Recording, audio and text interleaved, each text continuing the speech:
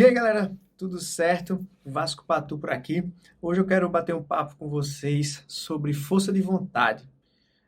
Muitas pessoas falam, né, sobre força de vontade, que você tem que ter força de vontade para, sei lá, para cumprir seus projetos, até para se livrar da ansiedade. Eu queria falar um pouquinho, primeiro da parte científica do que danado é a força de vontade, e o segundo é que relação essa força de vontade tem com a ansiedade. Tem relação? Tem relação e é bem intrínseca. Eu já começo dizendo que não é ela que vai fazer você se livrar do processo ansioso. Disse logo, já para você já entender o que é que a gente vai conversar aqui. Neurocientificamente falando, a força de vontade é a união de alguns neurotransmissores que fazem com que você se movimente para algum lugar, em prol de um projeto, por exemplo. E aí você tem que ter algumas coisas, por exemplo, a autoestima, que aí tem serotonina, senso de autopreservação, isso vai lhe dar uma força de vontade de sobreviver. Aí você vai ter dopamina, que é motivação. Você vai ter uma diminuição natural do glutamato para não ter um excesso de pensamento, enfim. E aí, quimicamente, você tem uma mente preparada para essa força de vontade. Mas eu já vou dizer algumas coisas aí para você ter uma ideia de como isso, até durante o dia, modifica tudo. A questão é o seguinte: pequenas decisões que você vai tomando durante o dia naturalmente é uma questão de vontade. Concorda comigo? Você vai tomar uma decisão. Vou escolher aqui camisa, preta, vermelha, verde, e aí você vai minando a sua vontade. Decidir, você decidiu por vontade própria. E aí, dependendo do dia estressante, um dia mais ansioso, um dia com mais aperto, um dia com uma tristeza, essa força de vontade que está fazendo com que você lute contra esses adversários invisíveis ao seu redor, ela é minada. No momento que essa força de vontade durante o dia normal, ela é minada naturalmente, lembra que a química é química, diminuição de serotonina durante o dia, dopamina, beleza, tá? E a força de vontade acabou sendo um pouco minada aí durante o dia. Aí, de repente, não mais que de repente, você tem um desejo, você tem uma vontade. De repente, na hora de comprar alguma coisa, de comer alguma coisa, mas você está numa dieta. Aí vem a força de vontade em relação àquele impulso, aquele desejo. E agora você vai lutar contra o seu desejo com a força de vontade, que foi minada durante o dia por determinadas situações, ou várias situações, e aí você sucumbe ao desejo. Você faz uma compra que você não queria comprar. Você come aquele alimento que você não poderia comer porque estava dentro da sua dieta. E você arrumou várias justificativas, várias desculpas extremamente plausíveis. Eu mereço, eu estou extremamente estressado, estou estressado. E aí a sua força de vontade foi pro beleléu. E aí você ainda se sente culpado e culpada por aquilo que você deveria ter feito e não fez, porque a sua força de vontade é muito pequena. Galera, não é força de vontade, beleza? Não é força de vontade. Está muito mais relacionado à disciplina do que à força de vontade. É disciplina. É o que fazer naquele momento que o desejo acontece. Isso vai fazer total diferença no processo. A gente está falando de força de vontade, mas sempre a base vai ser o processo ansioso, né? A ansiedade, ela é extremamente destruidora de força de vontade. Muito, muito. E aí você já sabe que são 20 milhões de ansiosos e a gente entra num ciclo que não tem fim entre pensamentos e padrões de pensamento que geram gatilhos de medo, que geram sintomas, e a gente fica nesse mundo aí. Durante muitos anos eu me sentia muito culpado de ter os sintomas, de, por exemplo, ir para uma reunião importante ou uma apresentação e eu tinha diarreia, e eu ficava me sentindo mal, me sentindo um ser pequeno. Como é? Eu não controlo a minha própria cabeça, sabe? Ficava nesse loop infinito. No momento que eu comecei a me aprofundar, não só na parte neuroquímica do cérebro, entender que os comportamentos fazem toda a diferença, foi aí que eu comecei a estudar vontade, a força de vontade. O que danada é essa força de vontade consciente, etc. O que acontece é que nós somos 95% instinto, emoções, subconsciente.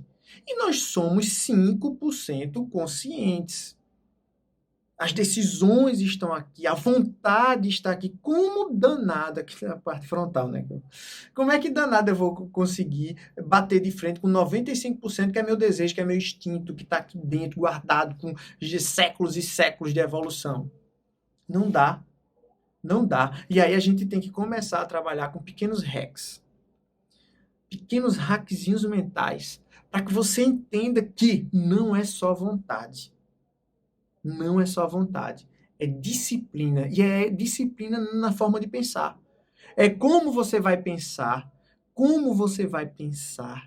para que você alimente a vontade e não simplesmente queira lutar com a vontade que você tem contra um instinto, um desejo, um impulso, até o medo, a insegurança, a incerteza. E olha, por incrível que pareça, é extremamente simples. É extremamente simples. Por quê? No momento que você está identificado com o desejo, com o medo, com a incerteza, com a expectativa, com a insegurança, com a tristeza, com o passado, com os pensamentos, quando você está identificado com isso, você começa a contar histórias e essas histórias não têm fim e elas entram por uma perna de pinto e saem por uma perna de pato, ligando um monte de pensamentos. Fica um caos aqui mental e a única coisa que você quer é uma recompensa de saída. Você quer se sentir melhor. E como é que você se sente melhor? Sucumbindo a desejos, a vontades, até a recompensa de ter medo. Você sabia que medo gera recompensa? Lógico que gera recompensa porque você se autopreserva. Quando você diz eu tenho medo de elevador e eu não vou no elevador, eu estou preservando a minha vida. Você tem recompensa em relação a isso. Então, não é só força de vontade.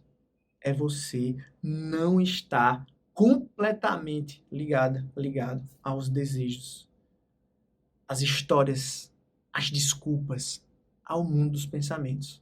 Eu vou dar um exemplo muito simples para que você entenda. Seguinte, imagina que dentro da tua dieta está não pode açúcar. Isso está acontecendo comigo hoje, eu não como açúcar. E eu gosto muito de café. Gostava, né? Hoje eu nem tomo mais, mas eu gostava muito de café com açúcar. Para mim, o café não tinha graça se não tivesse açúcar. Na verdade, eu tomava açúcar com café, não era café com açúcar, não, né? Eu não sei se vocês lembram de Chaves, mas sempre tinha uma cena que no restaurante de Dona Florinda que a pessoa ia esquecendo e tomava o café e não tem nada a ver, né? Talvez vocês nem conheçam Chaves, mas ele ficava botando café lá até ter 50 quilos de açúcar. Mas basicamente era bem parecido com o que eu fazia. E era um desejo intrínseco, de verdade, de botar muito açúcar no café. Então, o que foi que eu fiz? Eu mudei alguns tipos de comportamento. Primeiro, eu dificultei o meu acesso ao açúcar, para que a minha decisão fosse mais fácil, número um. O segundo é, quando o desejo de tomar café com açúcar vinha na minha mente, eu não contava a história que era, é maravilhoso, é muito gostoso, café com açúcar é a coisa... Não, desvinculava e já bebia o café sem açúcar. E começava a minha refeição. Eu simplesmente mudei o foco. Eu não precisei usar a minha vontade para lutar com o desejo de comer açúcar. Muda o foco. Você tem 3, 4 segundos para mudar esse foco e se concentrar em alguma coisa que você vai fazer naquele momento. Se afastar. E isso tem muito relação até, por exemplo, você acabou um relacionamento e você tem um desejo absurdo de stalkear o Instagram da pessoa. O que é que você faz? Número 1, bloqueia. Ou, beleza, não quero bloquear, deixa fantasma para feed e story. Não vá atrás. E quando o desejo de ir atrás vier, você vincula a ação a isso. Eu vou stalkear. Não lute porque o desejo é 95%, sua vontade é 5%. O que é que vai acontecer no dia de estresse? Stalker no Instagram. Não faz. Vincula isso a uma concentração de 60 segundos na tua respiração. Vai pular corda, vai correr na rua, vai subir escada, vai comer uma maçã. Não sei.